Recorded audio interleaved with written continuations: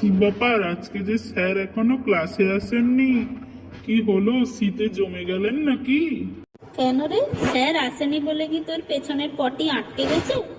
না রে, ওর পিঠটা সুরসুর করছে, ফিসফিস করছে, কখন দুটো ঘা খাবে তো। আমার মনে হয় স্যারের চাকা পাংচার হয়ে গেছে। ওরে, ওটা স্যারের চাকা না রে, স্যারের সাইকেলের চাকা। স্যার জানলে না তোর পেছন থেকেই হাওয়া বের করে দেবে রে। বলছি, আজকে ক্যাবলাটা কোথায় গেল, এখনো আসেনি? এই তো বন্ধু, এই তো এসে পড়েছি। তুমি খোকা, আমি খোকা, একসাথে খাবো আমরা কোকা কোলা।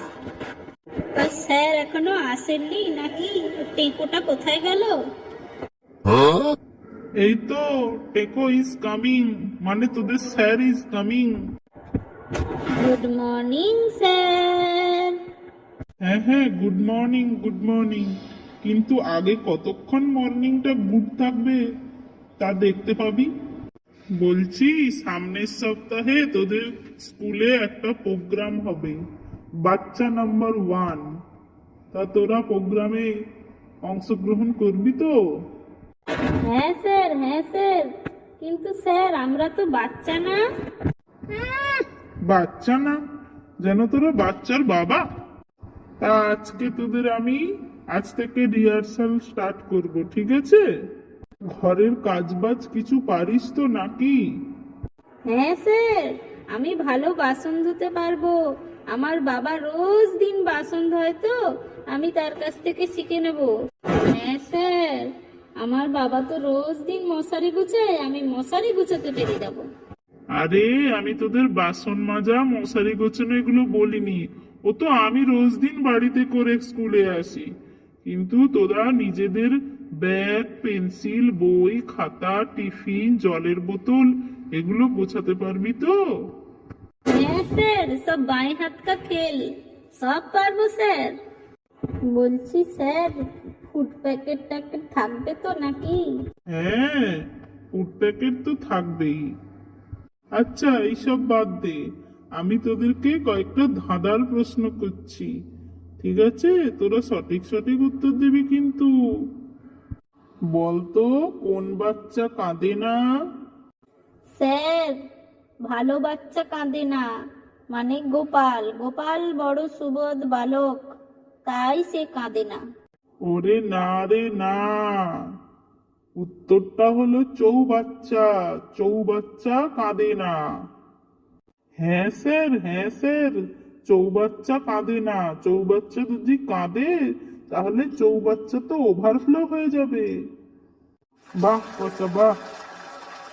বলতো, সূর্যোদয়ের দেশ কাকে বলে? Sir, Norway.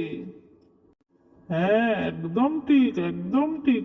বাহ বাহ খেঁচা বাহ। বলতো, হাই ওঠে কেন? স্যার আমি বলি, স্যার ঘুম পেলে হাই ওঠে। ওরে, আমরা সবাই জানি ঘুম পেলে হাই ওঠে, কিন্তু কেন ঘুম পেলে হাই ওঠে তার সাইন্টিফিক কারণটা তো বল। স্যার, আপনার কোয়েশ্চন শুনে আমার ঘুম পাচ্ছে, আপনিই বলুন কারণটা। ওরে, আমাদের শরীরে অক্সিজেনের ঘাটতি হলেই আমাদের হাই ওঠে। স্যার, তাহলে যদি আমি সব সময় আমার সাথে অক্সিজেন সিলিন্ডার লাগিয়ে রাখি, আমার তো হাই হবে না। বল, প্রতিবেশী কাকে বলে?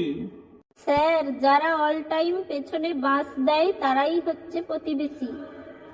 চুপ কর বদমাস পল্টু। আরে, প্রতিবেশী হলো যারা আমরা পাশাপাশি বাস করি, তারাই হলো প্রতিবেশী। বল, শীতকালে আমাদের মুখের থেকে ধোঁয়া বেরোয় কেন? স্যার, শীতকালে শরীর গরম রাখার জন্য বেশি বেশি বিড়ি খাই তো, তাই।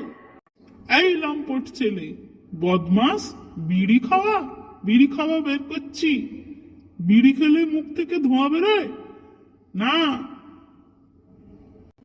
আমাদের শরীরের তাপমাত্রা এবং পারিপার্শ্বিক তাপমাত্রা আলাদা হওয়ার জন্য মনে হয় মুখ থেকে ধোঁয়া বেরোচ্ছে। বল, কোন দেশের জনসংখ্যা সব থেকে বেশি? স্যার, ভারত ভেবেছিল জনসংখ্যায় প্রথম হবে, কিন্তু তাকে হারিয়ে চীন প্রথম হয়ে গেছে। বল, পচা ডিমের দুর্গন্ধযুক্ত গ্যাসের নাম বল। স্যার আমি বলবো, স্যার আমি বলবো। স্যার, ডিম খেয়ে বাতকর্ম করলে যে গন্ধ বেরোয় সেটা হচ্ছে পচা ডিমের গন্ধ ন্যায় যুক্ত। আরে আরে এটা কি বলছিস? পচা ডিমের গন্ধর ন্যায় গ্যাস হলো H2S, মানে হাইড্রোজেন সালফাইড। আচ্ছা বল্টু, তুই বল, তোর কাছে দুটো পটল ছিল, একটা পটল তুলে নিলে কটা থাকবে? স্যার, পটল তো একবারই তুলতে পারা যায়। একবার কেউ পটল তুলে নিলে আর কি করেছে তা দেখতে আসবে আর কটা পটল আছে। ওহ, তোদের ট্রেনিং দিতে দিতে, তোদের প্রিপারেশন দিতে দিতে আমিই না পটল তুলে ফেলি।